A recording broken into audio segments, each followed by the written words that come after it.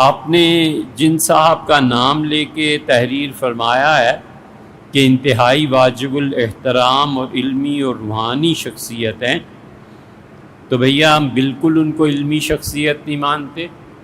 ہم بالکل ان کو روحانی شخصیت نہیں مانتے۔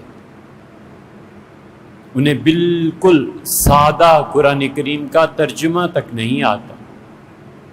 آپ لوگوں نے علم کا معیار کیا رکھ لیا ہے؟ آخر کچھ تو پتہ چلے نا، کہ جو آدمی سادہ قرآن پاک کا ترجمہ بھی نہیں کر سکتا، جو آدمی قرآن پاک تو بڑی بات ہے نماز کا ترجمہ نہیں جانتا،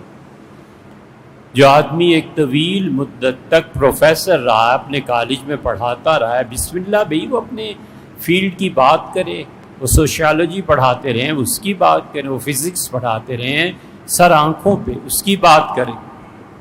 وہ کیمسٹری پڑھاتے رہیں اس کی بات کریں، بسم اللہ، ہمیں کیا حرج ہے ان کی بات ماننے۔ ایک آدمی معاشیات پڑھاتے ہیں، چھوٹی سی مثال دیتے ہیں، آپ ڈاکٹر سرار صاحب کو اگر آپ نے سنا ہو تو ڈاکٹر صاحب نے بہت مہذب اور شائستہ گفتگو میں مثالیں دے کے فرمایا، انہوں نے مثالیں دے کے بات سمجھائی کہ اگر پاکستان پہ قرض زیادہ ہے تو آپ عالمی اداروں سے کہہ دیں کہ ہم یہ قرض واپس کریں گے لیکن سود نہیں دیں گے، اس لیے کہ ہمارا مذہب ہمیں اجازت نہیں دیتا سود دینے کی۔ اور پھر بریسلر ترمیم کا ڈاکٹر صاحب نے حوالہ بھی دیا، اور اس کے بعد انہوں نے ارشاد فرمایا کہ انہیں کہہ دیں صاف کہ ہم سود تو اس وجہ سے نہیں دے سکتے کہ قرآن منع کرتا ہے، اور رہ گئی یہ بات کہ ہم اصل ذرا آپ کی جتنا قرضہ لیا تھا وہ واپس دے دیں گے جب ہوگا۔ اس پہ پھر اضافہ فرمایا جناب خادم حسین رضوی فیض آبادی صاحب نے، اور انہوں نے فرمایا کہ اگر ان دو باتوں کو بھی نہیں مانتے تو پھر انہیں کہو آ جاؤ غوری مسائل ہمارے پاس ہے، ہم تمہیں نپٹ لیں گے۔ اب اس بات پر بحث کریں وہ جنہوں نے زندگی بھر معاشیات پڑھائی ہے، اکانومی پڑھائی ہے، اکنامکس میں، ہم جیسوں کا کہنا یہ زیادتی ہے یار، ہمارا میدان نہیں ہے۔ تو اس لیے جن کو آپ علمی شخصیت اور روحانی کچھ نہیں ہے، آپ جتنے جذباتی ہو کے ان پڑھ لوگوں کو اپنا امام اور قائد مقرر کر لیتے ہیں نا، ان کا حال یہ ہوتا ہے کہ انہیں قرآن کریم کا سادہ ترجمہ نہیں آتا، اردو ترجمے دیکھ دیکھ کے بتاتے ہیں، نماز کا پتہ نہیں ہے کہ نماز کیسے پڑھنی ہے، جن کی نمازیں سنت کے خلاف، اور سبحان اللہ آپ کے وہ علمی اور روحانی شخصیت،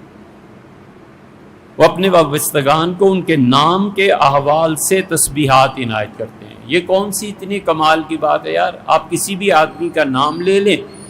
اس کے حروف نکال لیں، علم الحروف یہی ہے،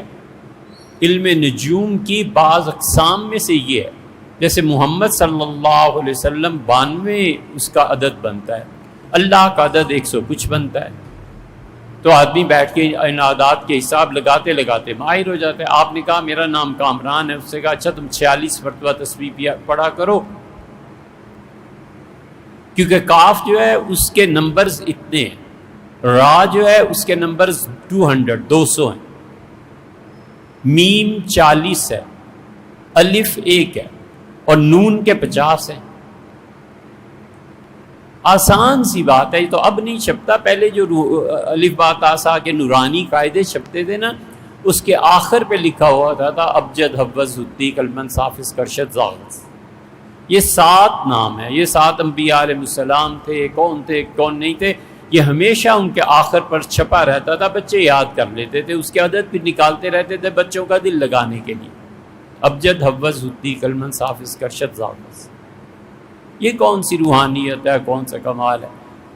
کسی شیعہ عامل کے پاس چلے جائیں آسانی سے سمجھا دے گا، لا حول ولا قوت الا باللہ، اور افسوس ہے کہ آپ کا معیار اور سٹینڈرڈ یہ ہے۔